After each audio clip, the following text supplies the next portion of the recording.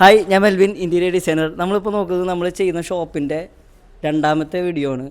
അപ്പോൾ ഇതിൽ നമ്മൾ നോക്കുന്നത് നമ്മുടെ ഫോൾ സീലിംഗ്, ജിപ്സം ഫോൾ സീലിങ്ങിൻ്റെ വീഡിയോ ആണ് നോക്കുന്നത്. കഴിഞ്ഞ വീഡിയോയിൽ നമ്മൾ നോക്കിയത് ഈ ഒരു ഏരിയയിൽ നമ്മൾ ഇലക്ട്രിക്കലിൻ്റെ കോൺഡ്യൂട്ട് പൈപ്പിങ്ങും വയറിങ്ങും ചെയ്തിട്ടുള്ള വീഡിയോ ആണ് നമ്മൾ നോക്കിയത്.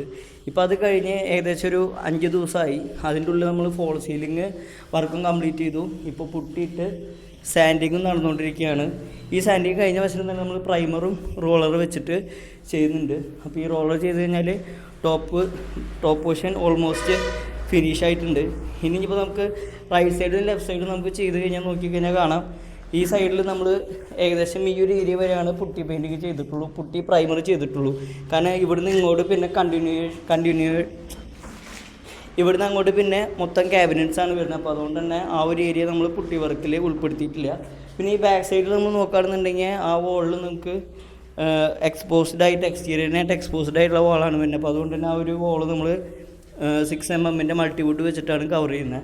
ഇപ്പോൾ റൈറ്റ് സൈഡിലാണെങ്കിൽ നമുക്ക് ഏകദേശം ഇത്രയും പോർഷനിൽ ക്യാബിനറ്റ് വരുന്ന കാരണം കൊണ്ട് ഈ ഒരു ഏരിയ നമ്മൾ പുട്ടി വർക്കിൽ ആഡ് ചെയ്തിട്ടില്ല. അത്രയും ഭാഗം നമുക്ക് ക്യാബിനറ്റ് വന്ന് ക്ലോസ് ആയി പോകുന്നതാണ്. ഇപ്പോൾ ടോപ്പ് സൈഡിൽ നോക്കുകയാണെന്നുണ്ടെങ്കിൽ 2 ബ്ലാക്ക് ഗ്രൂവാണ് നമുക്ക്, ഒരു പഞ്ചിങ്ങാണ് നമുക്ക് എക്സ്റ്റീരിയർ ഇതിൻ്റെ ടോപ്പ് പോർഷനിൽ വരുന്നത്. അപ്പോൾ അതുകൊണ്ട് തന്നെ ഈ ടോപ്പ് പോർഷന് വേണ്ടുന്ന ഒരു ബ്ലാക്ക് പെയിൻറ്റിങ് വരുന്ന ഭാഗമാണ് നമ്മളൊരു പഞ്ചിങ് പോലെ ആയിട്ട് കൊടുത്തിട്ടുള്ളത്. അപ്പോൾ ഇനി പുട്ടി വർക്കും പ്രൈമറും കഴിഞ്ഞ് കഴിഞ്ഞാൽ നമുക്ക് ഇനി വരുന്നത് ടൈലിങ്ങിൻ്റെ വർക്കാണ്. ഇപ്പോൾ നമ്മളിവിടെ ഒരു ട്യൂബ് കൊടുത്തിട്ടുണ്ട്. അപ്പോൾ ഈ ട്യൂബിലൂടെ നമ്മൾ ഈ ഒരു വോളിൽ നമ്മൾ ഈ ട്യൂബ് മുട്ടിച്ച് നമ്മൾ നോക്കുമ്പോൾ എന്തെങ്കിലും ക്രാക്കുകളോ വോയിഡ്സോ എന്തെങ്കിലും സാൻഡ് ചെയ്യുമ്പോൾ ഉണ്ടെന്നുണ്ടെങ്കിൽ കാണാനായിട്ട് പറ്റും.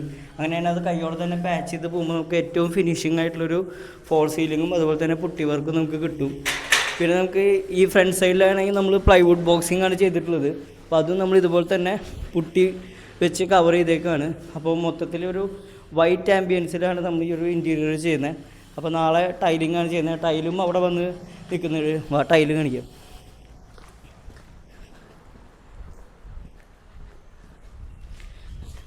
ഇതാണ് നമ്മൾ സ്റ്റോർ റൂമായിട്ട് നമ്മൾ യൂസ് ചെയ്യുന്നത്. അപ്പോൾ ഇവിടെ നമ്മൾ നാളെ ചെയ്യാനായിട്ടുള്ള 4x2 ടൈലും അതുപോലെ തന്നെ ഫ്രണ്ട് സൈഡിൽ ഷട്ടറിൻ്റെ അവിടെ ഇടാനായിട്ടുള്ള ഒരു കൗണ്ടർ ടോപ്പിന് വേണ്ടി യൂസ് ചെയ്യുന്ന ഒരു ജോൺസൻ്റെ 8 ഫീറ്റ് ലെങ്ത്ത് വരുന്ന ഒരു ടൈലുമാണ് നമ്മൾ യൂസ് ചെയ്തിട്ടുള്ളത്.